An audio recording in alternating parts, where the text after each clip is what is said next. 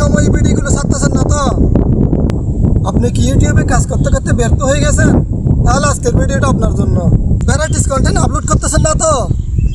যারা নিয়মিত ইউটিউবে কাজ করতে চান, ব্যর্থ হচ্ছেন, আজকের ভিডিওটা স্কিপ করবেন না, একটু ধৈর্য সহকারে দেখেন।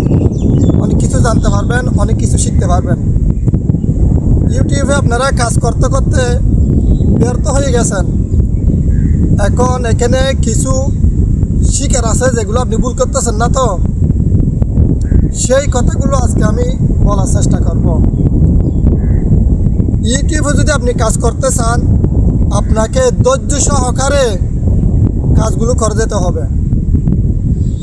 যদি আপনি কোনো চাকরি করেন, চাকরির পাশাপাশি আপনাকে ডেলি একটা হোক, তিনটা হোক, নিয়ম অনুযায়ী আপনাকে ভিডিওগুলো ছেড়ে যেতে হবে। 3 মাস, 6 মাস, 1 বছর ধরে আপনাকে কাজ করে যেতে হবে। তখনই একটা সময় গিয়ে আপনি সফলতা পাবেন। নিয়ম মাফিক যদি আপনি ভিডিওগুলো না ছাড়েন, তাহলে আপনি কোনোদিনও সফলতা পাবেন না। টাইম মেনটেন করে আপনাকে ভিডিওগুলো ছাড়তে হবে, নির্দিষ্ট সময়ে ভিডিওগুলো ছাড়তে হবে। এক এক সময় ছাড়লে আপনি কোনোদিন সফলতা পাবেন না। সবচেয়ে বড় কথা হচ্ছে ভ্যারাইটিস কন্টেন্ট আপলোড করা থেকে বিরত থাকতে হবে।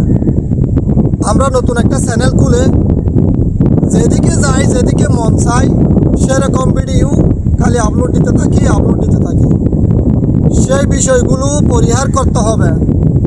আপনাকে যে কোনো এক ক্যাটাগরি সিলেক্ট করতে হবে। আপনি কোন বিষয়ে পারদর্শী, দীর্ঘদিন ধরে যে বিষয় নিয়ে আপনি ভিডিও তৈরি করতে পারবেন, সে বিষয়টা আপনাকে লক্ষ্য রেখে দিনের পর দিন ভিডিও বানায় যেতে হবে। তখনই একটা সময় গিয়ে আপনি সফল হবেন।